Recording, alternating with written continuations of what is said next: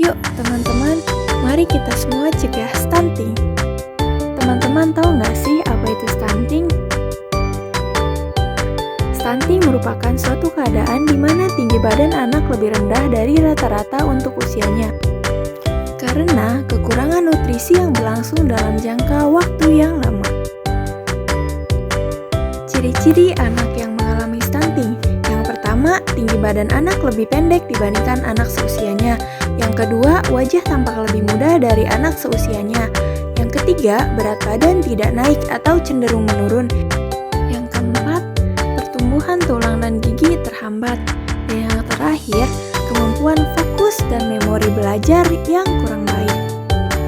Selanjutnya ada cara mencegah stunting.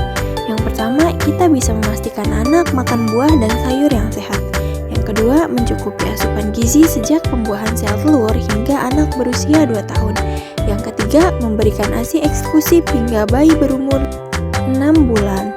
Yang keempat, mengusahakan anak mendapatkan imunisasi yang lengkap.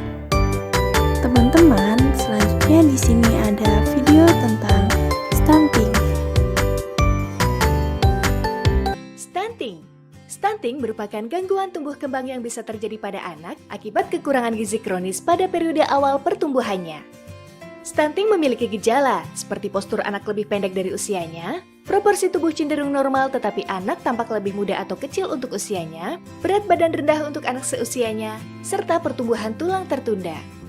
Diperkirakan 20% kasus stunting dimulai sejak dalam kandungan. Nah, penyebab stunting bisa terjadi karena adanya praktek pengasuhan yang tidak baik, terbatasnya layanan kesehatan termasuk layanan ANC atau antenatal care, postnatal, dan pembelajaran dini yang berkualitas, kurangnya akses ke makanan bergizi, serta kurangnya akses ke air bersih dan sanitasi. Selain itu, stunting juga memiliki dampak pada jangka pendek dan jangka panjang, seperti meningkatkan risiko kematian, lebih rentan terkena penyakit infeksi, berisiko mengalami penurunan kemampuan intelektual dan produktivitas, serta terkena penyakit degeneratif atau penyakit jantung, diabetes, stroke, dan osteoporosis di masa mendatang. Tanpa nutrisi yang baik, seorang anak dapat mengalami kerusakan yang serius dan sering terjadi gangguan permanen pada perkembangan otak dan tubuh. Efek stunting akan berdampak seumur hidup dan dapat berlanjut dari satu generasi ke generasi berikutnya. Anak perempuan dengan kondisi stunting akan tumbuh menjadi ibu dengan nutrisi yang buruk, kemudian melahirkan bayi dengan gizi buruk.